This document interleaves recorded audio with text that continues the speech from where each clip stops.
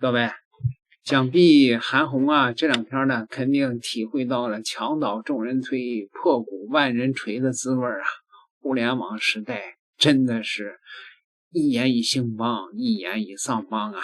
就走个面儿，一句话啊，韩红现在牵扯到涉黑还有人命案身上去了。那位说你别胡说八道，你天天危言耸听，不是啊？这是那个有网友爆料说你快看看吧，浩哥呀，这韩红都牵扯到人命案了，这咋回事啊？这说是在那个中国的抖音上啊，有人爆料。一个叫做刘永超的人爆料说，当年歌手周峰消失，就是臧天朔在北京派吕长春到深圳罗湖口岸把周峰给杀了，毁尸灭迹。吕长春拿到周峰的手机，看到我给周峰的 QQ 聊天信息，所以来杀我，追杀我10多年了。上个月韩红开车到吕长春，带吕长春来杀我。跟踪我半年多了，对我的人身安全造成威胁，影响我正常生活。不是，这到底是怎么回事啊？我是这韩红带杀手去杀他去，但是这个人的账号马上就没有了。有人说这个人可能有病吧，那是有精神妄想症吧？那么韩红还能派出杀手去？那么他说的这个臧天朔和周峰这个事儿到底怎么回事呢？你敢信吗？很多人以为朋友是臧天朔原唱，梨花又开放是韩红代表作。其实最早把这两首歌唱火传遍大街小巷的是80年代乐坛顶流歌手周峰。可这位红极一时的歌手在2011年人间蒸发，整整失踪10几年，至今活不见人死不见尸，成了娱乐圈一大未解之谜。这件事诡异到离谱，所有线索全部断得干干净净。时间回到2011年5月8号，深圳罗湖，那一天的监控画面是周峰留在这个世界上最后唯一的身影。那天早上，他独自背着一个双肩包从出租屋走出来，整个人状态很差，头发凌乱，神情恍惚，全程沉默。他走到楼下便利店，只买了一瓶水，一个面包，没有逛街，没有见朋友，没有反常举动。买完东西之后，他一个人朝着罗湖口岸方向走去。从这一刻开始，彻底消失。随后，诡异的事情来了。第一，他的手机从那天之后永久关机，再也没有开过机。第二，他的银行卡、身份证、所有账户10几年零消费、零流水记录。第三，警方排查口岸出入境系统没有任何出境记录，也就是说，他走向关口，却根本没有离开国内。第四，全程天网监控、片区走访排查，再也没有拍到过他一次身影。一个大活人在深圳监控最密集的罗湖核心地段，凭空彻底消失。熟悉周峰的人都清楚，他当年到底有多火。夜色阑珊，火遍大江南北。朋友在臧天朔正式发行大火之前，周峰就早已翻唱传唱，让这首歌先一步走进千家万户。还有梨花又开放，很多人第一时间会想到韩红的经典版本。殊不知周峰早年的演绎，让这首思乡金曲早早出圈，是一代人的青春回忆。巅峰时期的他，人气碾压同期大批歌手。可惜他性格敏感内向，心思很重，常年被重度抑郁症折磨，情绪长期不稳定。而压垮他的最后一根稻草，就是至亲母亲突然离世。2011年初，母亲去世的噩耗传来，周峰彻底精神崩溃。他搬离常住的住处，独自躲在罗湖的小公寓闭门独居，消极消沉，亲友怎么劝说都走不出来。在他失踪之后，网上衍生出无数猜测，有人说他看破红尘，隐居深山出家修行，有人猜测他偷渡出境，隐姓埋名旅居海外，还有人悲观认为重度抑郁之下，他已经选择了自我解脱。但所有传言全都没有实质证据。家人报警寻人，警方全方位侦查，圈内好友四处寻访，亲妹妹远赴海外排查他过往行踪，最终全部一无所获，没有遗体，没有行踪，没有音讯，没有痕迹。后来臧天朔带着朋友再创经典，韩红把梨花又开放唱出全新高度。两首老歌一次次被大家重温，却很少有人再提起最早唱火他们的周峰。曾经用歌声治愈了一代人的周峰，终究没能和自己的情绪和解，治愈自己。10几年过去了，华语乐坛早已更新换代，听过他歌曲的听众大多步入中年，只有他的下落永远成了娱乐圈解不开的悬案。或许对深陷精神内耗的他来说，这场人间失踪就是自己选择的一种解脱。请大家耐心看完，这期视频的含金量还在持续上升，看完之后包您惊出一身冷汗。什么网传走个面儿，什么 F1 车手，什么哈佛证书，什么满嘴跑火车的虚名噱头，都是开胃小菜。这些东西全部忽略不计，咱们一概不提。今天我只聊公开可查、有据可证、全网可溯源、板上钉钉的真实过往，所有内容人人可查，都是公开资料。第一桩，最早的履历底色，公开资料清清楚楚记录13岁初2阶段，因为冲动打架，直接将同学打到骨折。因为这一次恶性冲突，直接辍学停学，终止学业。初3的校门都没能踏入，高中更是一天都没有读过。在这里我就要抛出一连串所有人都想不通的疑问，有没有人能站出来好好解释一番？咱们普通人寒窗苦读，千军万马几独木桥，一步一个台阶往上走。我想问，一个仅仅读到初二，高中一天没有就读的人，是如何顺利拿到大学文凭？正常升学路径摆在那里，难道初二辍学不需要完整中学学历就能直接考取正规大学文凭？这里面流程是否顺畅？有没有不为人知的门路？是否托关系依靠圈层资源一路打通？谁能站出来答疑解惑？不光学历疑点重重，还有更多谜题等待解答。如何顺利进入部队体系，一路晋升，拿到副团级别的职务，又是如何当选政协委员？大家也都清楚，他母亲本身就在部队体系内，这里面有没有关联？还有乐坛举足轻重的李双江为何会破格收他作为弟子？普通人想要获得其中任意一项机遇，都要付出数十年努力，都不见得有如此待遇，整个过程令人细思极恐。可一连串机遇叠加在一起，像坐上火箭一样一路攀升，这层层机遇背后究竟依靠什么支撑？欢迎了解内情的人出来走两步，好好给大众解释清楚。这些种种普通人理解不了，根本没法理解。第二桩，圈子识人，深度捆绑，耐人寻味。全网皆知，坊间公认，早年在北京，他和身负重大刑事前科的臧天朔常年以兄妹相称，私交极深，数十年深度捆绑。大家都清楚，臧天朔身负重大刑事案底，受过司法严厉惩处，是实打实的两牢释放人员。当年他身陷牢狱，身陷囹圄，人生彻底跌落谷底之时，娱乐圈所有圈内朋友人脉资源全部唯恐避之不及，人人划清界限，人人彻底远离，人人避嫌自保，没有一个人敢沾边，唯独他自始至终坚定不移，不离不弃。别人躲得越远越好，他偏偏贴得更近。狱中常年探望，不离不弃，常年悉心关照对方家人，常年持续走动，从未有一日断联。等到对方刑满出狱，第一时间大摆接风洗尘宴，高调相聚庆贺，直至对方病逝离世，他依旧全程出面，全程跑前跑后，亲自操办葬礼，高调沉痛悼念。这是纯粹的友谊还是江湖义气？朋友们，你们说说，我不下定论。我想问所有网友一句直击灵魂的话，在最现实、最趋利避害、人走茶凉的娱乐圈，所有人避之不及的涉刑人员，低谷不离不弃，狱中照料家人，出狱高调接风，死后亲自送终，全程奔走到底。这份几十年超乎寻常的深厚羁绊，到底是什么情谊？真的仅仅是所谓的江湖义气、萍水相逢，还是背后有着长期的人脉互助、资源互换、深度利益捆绑？还是藏着很多普通人看不透、说不清道不明的隐秘纠葛？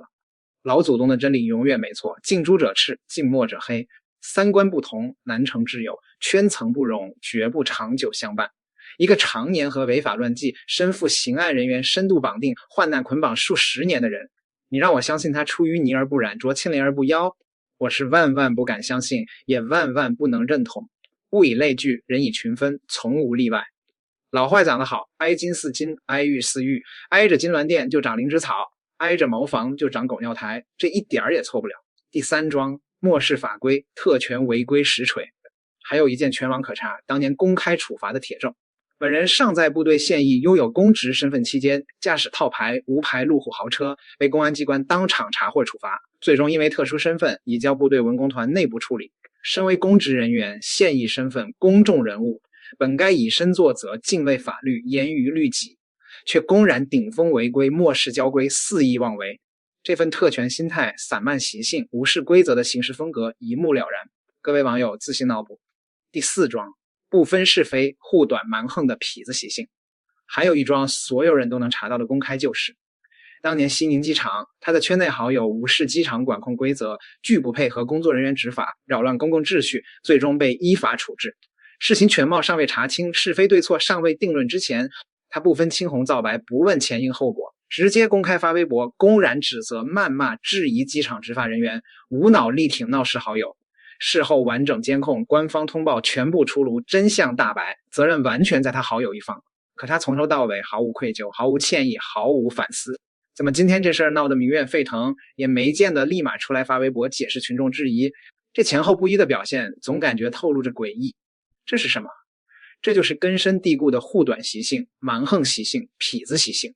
不讲公理，不讲规矩，不分对错，只分亲疏。自己人再错也是对，执法人员再对也是错。眼里没有规则，没有公正，只有私人情面。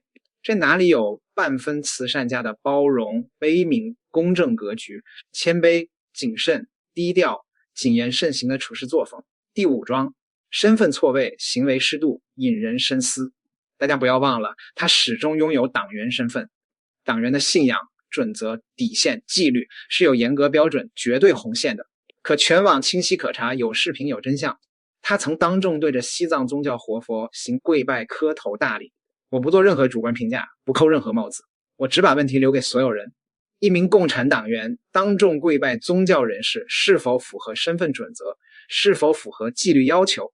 大家自行琢磨，自行脑补，自行评判。我就想问所有正常人，一个年少暴力辍学，戾气缠身，一个学历晋升路径疑点重重，一路机遇如同搭乘火箭，层层谜题有待解答，一个常年混迹争议圈层，深度捆绑涉行人员，关系耐人寻味，一个公职在身，公然漠视法规，一个是非不分，蛮横护短，痞子习性难改，一个党员身份，行事逾越尺度，举止失范。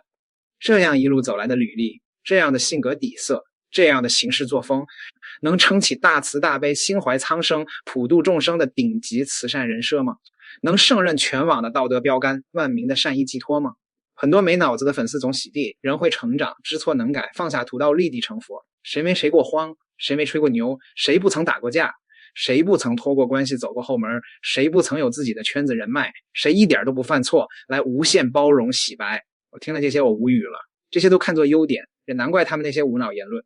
你的话乍一听有些道理，但我想说，江山易改，本性难移。一个人的初心、本性、三观、底色，全部藏在从小到大的履历、圈子、一言一行、一桩桩旧事里。正所谓近朱者赤，近墨者黑，跟什么人学什么样，懂的都懂，无需多言。我不替大家做判断，所有帖证公开可查。还真是啊，韩红的过往啊，被中国网友啊给扒了个底儿朝天呐。当年和涉黑的臧天朔的这个关系啊，韩红一向是江湖义气非常浓厚的一个人啊。这臧天朔当时入狱之后，他就定期去看他去。臧天朔出来，他去接，给他摆那个什么接风宴之类的啊。后来臧天朔因病去世以后呢，他还包办了臧天朔的后事儿。但是和这个失踪的歌手命案再牵扯上关系，那就真的是隔不住疤了呀。韩红啊，韩大善人这回还有救吗？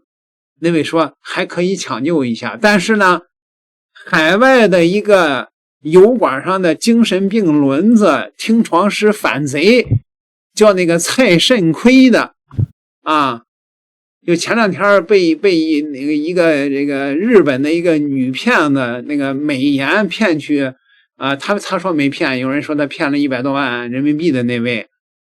他跳出来替韩红洗白了，这回呢就更没救了呀。他说海内外同时炮轰韩红，绝不是单一的力量所为啊。说针对韩红真假难辨的网络传闻，给韩红创立的基金会造成了严重的舆论冲击，甚至毁灭性的打击。韩红的歌声曾经感动过无数个人，作为实力派歌手，她长期深受观众喜爱，获得了广泛的认可度。到了新时代，韩红提前预感到政治局势的变化，主动从军队退役，创立了公益慈善基金会，将更多的精力投入到公益事业中。在重大的自然灾害突发事件中，他多次亲赴一线，组织募捐、采购和物资发放，并通过公开透明的方式接受社会监督，积累了较高的公众信任。在中国红十字会等公益机构因为公信力问题受到社会广泛质疑以后，韩红基金会凭借个人信誉，为不少捐赠者提供了新的信任选择。相比于任何官方的公益机构，韩红基金会在执行效率、信息公开和项目落实方面表现得更加专业，也更加贴近受助群体，在很大程度上扮演了社会迫切需要的公益使者角色，也让官府对他产生了警觉。正因为如此，针对韩红基金会的争议，无论是真实存在还是网络传闻，都很容易迅速发酵，并对公众信任造成重大的影响。公益事业最宝贵的资源不是资金，而是社会信任。一旦信任遭到破坏，受影响的不只是一个基金会，更波及到整个公益行业的公信力。如果一个长期依靠公开募捐、接受社会监督并建立起公共信任的公益基金会都难权益，维系社会信任，那么在中国就不可能再有公益组织持续获得公众信赖。无论是社会各界对韩红基金会持何种评价，对公益组织的监督都应该建立在事实和证据的基础之上，既不能因为名气放弃监督，也不应该未经证实的传闻取代事实真相。我不知道消息灭了这个韩红的基金会还有什么样的基金能够取信于民？哎，不是，这个他家的蔡慎亏，这完全都是替韩红洗白的通稿啊，这是啊。那如果说韩红还能抢救一下的话，蔡慎亏再过来一洗白，各位，你觉得韩红还有救吗？点个订阅吧，咱们下期再聊。